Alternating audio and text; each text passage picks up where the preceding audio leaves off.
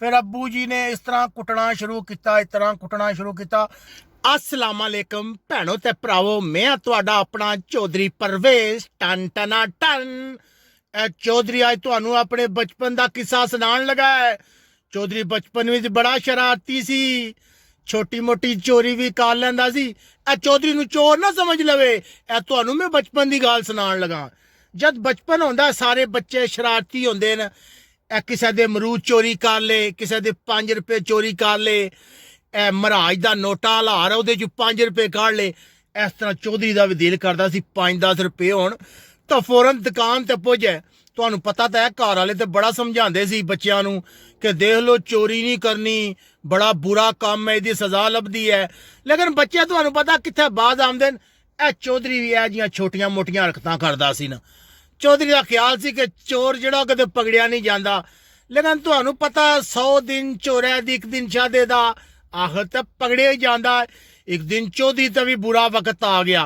पहले तो चौधरी इस तरह करता सी कि घर वाले सब्जी लैन भेजते सी, वो 5 रुपए विचों बच गए या धनिया फ्री आ गया, चौधरी ने 5 रुपए काढ़ ले टकाटक, पता ही ना लगा। इस तरह पता तो होंदा ही घर वालों नू, वो छड़ देंदे ही। इस तरह किसी मेहमान आया, किसी ने किसी दुकान ते भेजा, 5-10 रुपए काढ़ ले। फिर एक दिन क्या होया, चौधरी का हौसला वध गया। चौधरी आख्या पैसे तो बड़े ने, इन्हां च बड़ी ताकत है, इन्हां दियां बड़ियां चीज़ां लभदियां, लम्मा ही हत्थ मारिए। एक दिन अब्बा जी अम्मा जी नू रुपया 1000 रुपया दे के गए।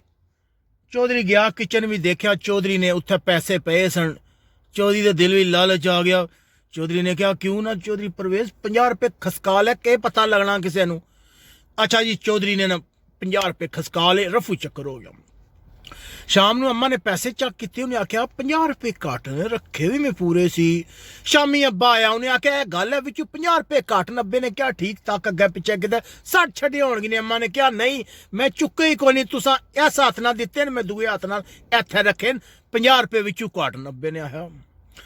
अब्बे आख्या सारे बच्चों नू लाइन हाजिर कर लो, सारियां दी इंस्पैक्शन करदे आ। पुछू ने सारियां कोलों ते मेरे कोलों भी पुछू ने। मैं आख्या नहीं नहीं अबू जी नहीं नहीं, मैं के करदे हो, चौधरी परवेज ये हरकत नहीं कर सकता। वो कहते चौधरी शक तो सानू तेरे ते बार वालों ने इंक्वायरी की, डराया धमकाया, धमकियां लाइया, जिदे को निकल आया थाने दे आवांगे। चौधरी भी बड़ा पक्का सी। चौधरी टस तू मस नहीं होया कि मेरे को। अच्छा जी, खैर इंक्वायरी शायरी हो गई, कोई नहीं। फिर उन्हें समझा कि टैप होने, गल आई गई हो गई। चौधरी भी खुश हो गया। हूँ चौधरी जिथे पैसे रखे सी वो जगह भुल गया। वो चौधरी नू याद ना रहे पैसे कितने रखे। चौधरी ने सारियां किताबां, बिस्तरे, मंजियां, हर चीज फरोल छड़ी। चौधरी नू पैसे ना लभे। वो कहंदे न जद बंदे दा भैड़ा वक्त आया वै। दूसरे दिन अब्बा आदा परवेज किताबां लै आ तेन पढ़ाइए। अब्बे का जो दिल करता सी हफ्ते बाद क्लास लैनी होवे तो बुला लेंदे सी। सारे आ गए किताबां लै गए, आ जाओ। पहले एक दी वारी आई, दूसरे दी, फिर मेरी वारी आई। मैनू आदन तू भी किताबां लै गया, आ जा। पहले तो जो अब्बे ने तकिया ना फटियां किताबां दा कापियां, उन्हें 2 छड़ियां चौधरी दे कंन दे थल्ले। ना क्या नालायक इंसान, जेड़ा बच्चा पढ़ने वाला होंदा ओदी किताब देख के पता लग जांदा। तेरियां किताबां दी हालत देख के पता लगदा पिया कि तू को नहीं पढ़िया ते तू तेरा फ्यूचर के है।